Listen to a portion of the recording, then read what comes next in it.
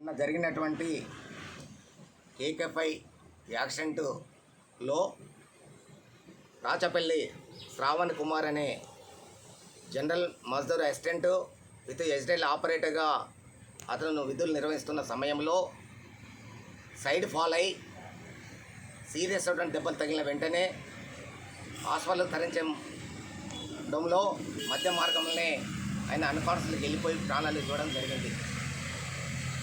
అతనికి సంతాపాన్ని తెలియజేస్తూ ఆ యొక్క కుటుంబాన్ని సానుభూతి తెలియపరుస్తున్నాం. ఆ భగవంతుడు ఆ యొక్క కుటుంబాన్ని కాపాడాలని కోరుకుంటున్నాం.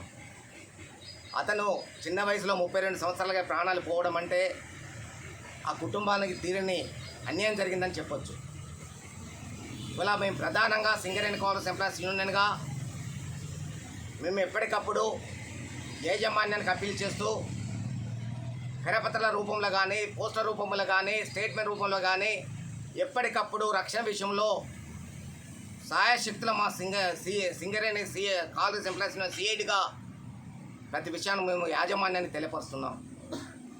అదే కాదు, వాళ్ళు ఏదైతే సింగరేణి ఎలక్షన్ గెలిచినటువంటి రిప్రజెంటేటివ్ యూనియన్ కానీ గెలిచినటువంటి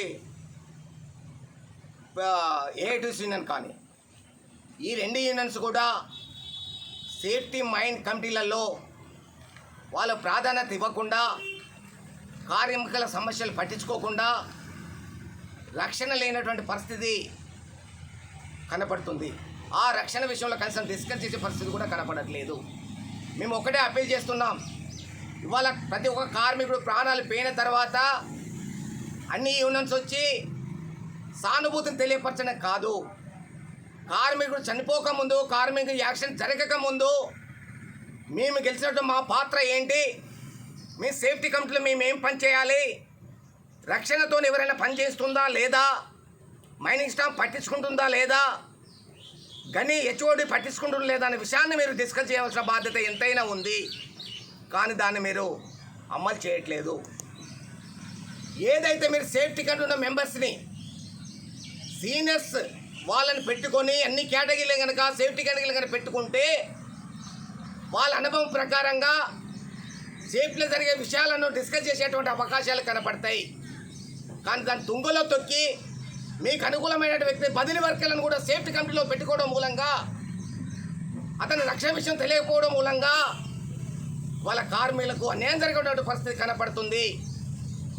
ఇప్పటికైనా గెలిచినటువంటి సంఘాలు వెంటనే మీ యొక్క రక్షణ కమిటీలో ఎవరైనా రక్షణతోనే పనిచేయనటువంటి సూపర్వైజర్ కానీ ఓర్మెన్ కానీ ఎవరు కానీ ఉల్లంఘన జరిగినప్పుడు వారి పేర్లు రాసుకోండి, డిఎంఎస్కు లెటర్ పెట్టండి, వీళ్ళు రక్షణతో పనిచేయించట్లేదు దాన్ని తప్పనిసరి పరిస్థితి తీసుకురావాలి. కానీ అది జరగట్లేదు. ఎవరైనా కార్మికుడు నాకు నష్టం జరుగుతుంది, నాకు దెబ్బలు తగిలేటట్టుంది, నేను అందులో పోలేను, వెంటిలేషన్ లేదు, గాలి లేదు, నాకు ఇబ్బంది అవుతుందని చెప్తే అతని మీద నిర్బంధం తీసుకొచ్చి లెటర్లు ఇప్పిస్తున్నారు. ఇతను ప్రొడక్షన్ చేయకుండా చేస్తున్నాడు అని అతని మీద చాకులు అబద్ధాలు చెప్తూ అతని మీద అణిచివేసే ప్రయత్నాలు జరుగుతున్నాయి. ఇది కరెక్ట్ కాదని మీ సింగరేణి కాలేజ్ ఎంప్లాయీస్ సిఐడిగా మేము మనవి చేస్తున్నాం. అదే కాదు, ఏదైనా సమస్య ఉన్నప్పుడు ఉన్నటువంటి కార్మికులను యూనిట్గా తీసుకొని ఆ సమస్యలు ఏ బాధలు ఉన్నాయని తెలుసుకోవాల్సిన బాధ్యత గెలిచినటువంటి సంఘాలకు ఉన్నాయి. కానీ అది చేయట్లేదు. కొన్ని సందర్భాలలో మేము మైన్ మీదకి వెళ్ళినప్పుడు మాకు చెప్పడానికి కూడా భయపడినటువంటి పరిస్థితి, భయపడుతున్నారు కార్మికులు. అంటే దీన్ని అర్థం చేసుకోవాల్సిన బాధ్యత ఎంతైనా ఉందని తెలియపరుస్తున్నాం. ఇక ముందు ఏ యాక్షన్ జరగకుండా ప్రతి ఒక్క గంటలో కూడా తప్పనిసరిగా రక్షణతో పనిచేసే విధంగా మీ ప్రొడక్షన్ వ్యతిరేకం కాదు. సిఐడిగా మీరు ప్రొడక్షన్ తీసుకోండి.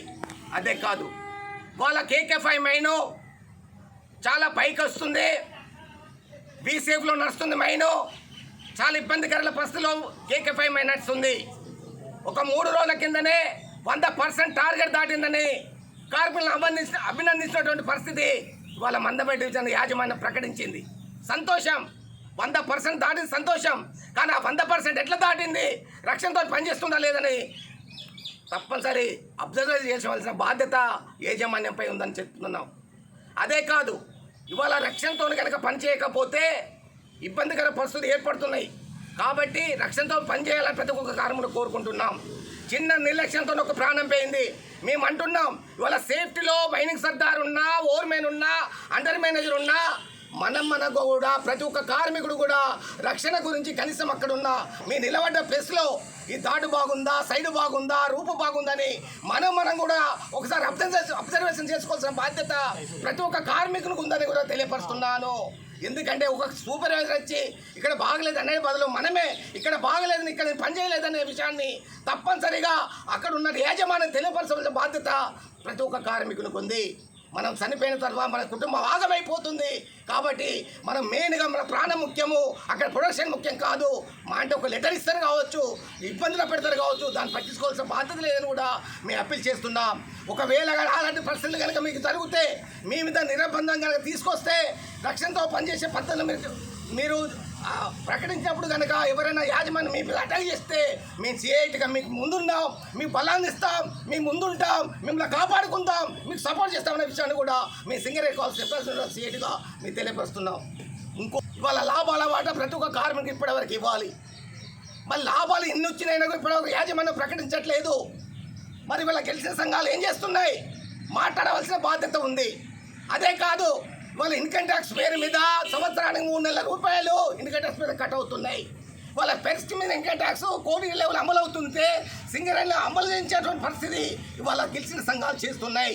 ఎందుకు చేయకూడదని చెప్తున్నాం. అదే కాదు, సొంత ఎన్నికలు నెరవేర్చాలని కూడా సిఐ2 మేము చెప్తున్నాం. దాన్ని అమలు చేయించవలసిన బాధ్యత ఉంది. అదే కాదు, మారు పేర్లతోనే ప్రతి ఒక్క దిగిపోయినటువంటి కార్మికుడు చాలా బాధపడుతున్నాడు. అయినా దాన్ని పట్టించుకున్న పరిస్థితి లేదు.